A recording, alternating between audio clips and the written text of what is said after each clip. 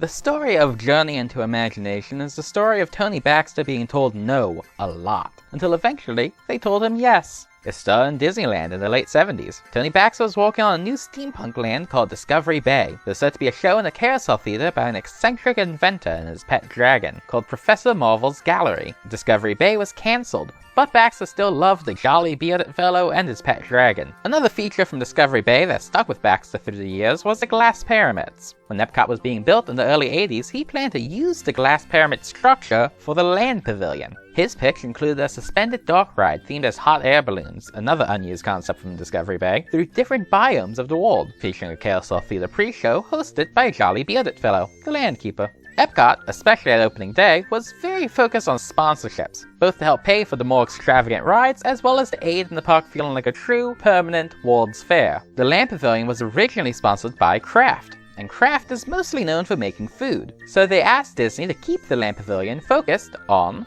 food. Hence the food-themed musical show and the scrapping of the Landkeeper balloon ride in favor of one more focused on farming technology, for more food.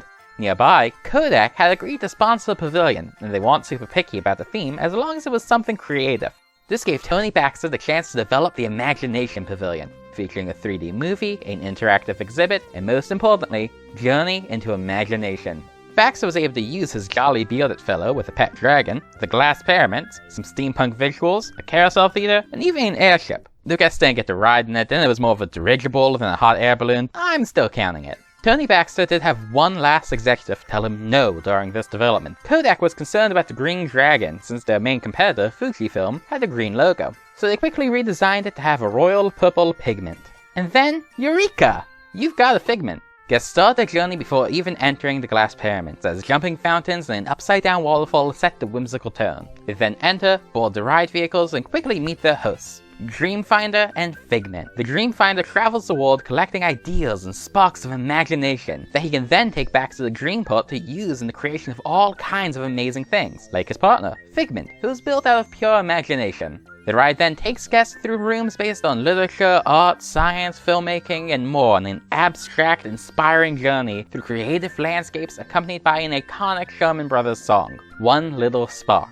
The Carousel Theater-style turntable effect that is used for Dreamfinder's introductory scene was groundbreaking and incredible. As the cars made a large circle moving along the track, the center rotated in sync so the dirigible could always follow them. A similar effect is used today in Harry Potter and the Forbidden Journey, but with the technology of the 80s, it didn't work well and broke down frequently. Between the technical issues and the desire from Eisen to have something more trendy for the upcoming Millennium Celebration, this version of the ride was closed in 1998. But the characters of Dreamfinder and Figment struck a chord with guests, and to this day, Dreamfinder can still be found in merchandise, in comics, in Easter eggs, and fan petitions for his return to the ride. But for now, his journey into imagination has ended.